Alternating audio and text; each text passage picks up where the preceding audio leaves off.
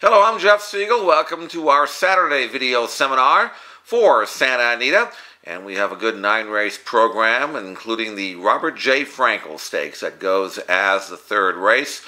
We are operating under the assumption that Eclair de Lune will be scratched, and doesn't make it much of a betting race with Harmonious likely to go 1-5 or thereabouts. So in fact, we're going to actually pass races 1, 2, and 3 today. Looking at the card, I don't really have any handle on the first two races, and the third race, of course, is an unplayable race as far as I'm concerned, with Harmonious looking like a standout. So let's go to the fourth. We'll start our action in the fourth race. This is a maiden claiming race, and it's not a great heat at all. We're going to go 3 deep here for the purposes of our rolling exotics, using numbers 1, 2, and 4 on your official program. Number 1 is Warren's Concept. Number 2 is Wild Ombre. That's actually our top selection, number 2, Wild Ombre. And then number 4, Warren's Tommy 2. So the numbers here are 1, 2, and 4. Warren's Concept and Warren's Tommy 2 have both had a number of chances. I think they're good enough to hit the board, but I certainly wouldn't trust them as far as winning the race, whereas Wild Ombre has only had 3 opportunities, so maybe a little bit more upside for him. A little disappointing in his last race, but if he runs back to his race before last, or even his first race, then on Figs, he looks like he could be the best of the lot.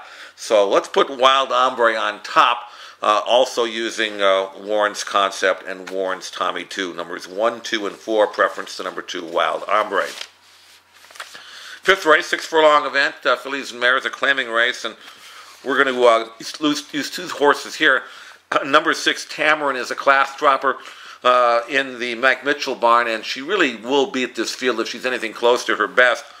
Whenever they drop in class off decent races, you always have to wonder of whether or not they're the same as they were in even their most recent race. So a little bit of a question mark as far as Tamarin is concerned. You got to use her, but also I'm going to protect with River Glow, number 2. First off the claim here for Sharp Ted West. She's got enough speed to lay close up, and you know, if for whatever reason Tamarin doesn't fire, River Glow seems like the logical backup, especially with Bejarano taking them out. This Northern California shipper, I think, will run very well on dirt here. So River Glow, legitimate chance to beat the logical horse Tamarin. So we'll use them both 2 and 6 for the purposes of an exacta and all of our rolling exotics. 6th race, the maiden event. These are Calbred 3-year-olds, and several of these come out of the same race. That was a common race December 11th at Hollywood Park. Number 2, Shred the Secrets, was making his debut in that race and ran very well, beaten only a neck. I assume that he's got the most room to improve, so we'll prefer him over number 3, Shelter Cove, who was in the same race, puts blinkers on today, and gets P-Val back in the saddle for Doug O'Neill. So Shred the Secrets and Shelter Cove, both coming out of that same race. They look like the best of that group. First-timers don't really impress me at all, so let's try to get lucky with either numbers 2 and 3, Shred the Secrets, or Shred the Secrets, I should say, and Shelter Cove, 2 and 3 to use in our rolling exotics, preference to number 2, Shred the Secrets. 7th race, this is a pretty good allowance race here, and we're going to go 3 deep. A couple of Baffert runners look very live. Number 3, Solar Rocket, and number 6, Irrefutable. So numbers 3 and 6 for Bob Baffert, and we'll also use the number 10 horse, Derek Dew. Vladimir Sarin trained gelding who's starting to get good. So those numbers are 3, 6, and 10. Solar Rocket back from Churchill Downs. He ran off a long layoff, was very well met in that race at Churchill, but had to settle for second behind a nice horse named China. A very strong comeback effort. That was on Breeders' Cup Day, and Solar Rocket freshened since then and training well, and getting Bejarano, who may have had his choice, for all I know, between the 2 Bafferts. I assume he did, and so he opts for Solar Rocket. That'll make him tough, but Irrefutable, with Mike Smith aboard, is also very tough. Gets a much better post today. Been leaving from the rail in his last 2 starts. Off the rail today, continues to train sharply, and has a benefit of a pretty good win here at Santa Anita last year, although granted that was over a synthetic. But Irrefutable is training sharply. So either the Bafferts, 3 and 6, Solar Rocket and Irrefutable. And then I'll throw in Derek Dew as well. He comes off a highly rated win. Didn't beat a whole lot in that last race, but looked good doing it.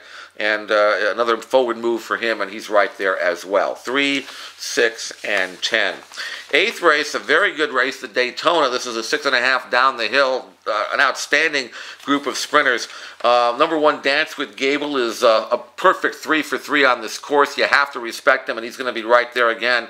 Number 5, Regally Ready, an intriguing Midwestern shipper in the Steve Asmussen barn. Of course, Asmussen won a stakes here yesterday, and Regally Ready, by more than ready. First time on the turf last time, and he romped by a pole, almost 8 lengths, and earned a huge number, a triple-digit buyer number, a career top. So you know how well the More Than Ready's run on turf, and finally Regally Ready got his chance and made the most of it. Now he gets tested for class, but he's got speed in a race that doesn't have a whole lot of early zip in it, and I would think that Regally Ready's got a tremendous chance to come right back and do it again. 3-1 on the morning line. He'd be our top selection in the race. Also going to use number 6, Quick Enough. He tried him on dirt last time, and the Miles Tyson couldn't handle Cost of Freedom, but he's back on the grass today. He has proven winning form of the course. His best puts him right there, so we'll also use Quick Enough. So the exact or trifecta box of numbers 1, 5, and 6, preference to our top selection, and that is number 5, Regally Ready. Moving to the 9th and final, this is a claiming event. 4-year-olds and up, I should say. Bottom of the barrel, $8,000 claimer, and we're going to go just too deep here. Lots of question marks, lots of horses changing hands. I'm not real keen on the race and certainly don't have a lot of confidence in it, but number 3, Cafe Con Leche from the Doug O'Neill barn is a horse that we'll use along with number 14, Two Violins. Now that's our top selection, number 14, Two Violins, coming in from Turf Paradise. Most recently he was a very good second in a very strong race behind a horse named Point Attended, who was a very sharp sprinter down there. I think he's won like 3 in a row, and Two Violins ran well to that one. Now shows up here for Jeff Metz at the bottom. Outside draw won't bother him at all. Gets Garrett Gomez, that's a positive. And I think that if Two Violins runs back to his Phoenix race, he can absolutely beat this field. So we'll put him on top. He's a generous 9-2 in the morning line. Use him along with number 3, Cafe Con Leche in an exacta box, and use them both in all of your rolling exotics. That wraps it up for Saturday. Jeff Siegel for SanAnita.com. We'll talk to you again tomorrow.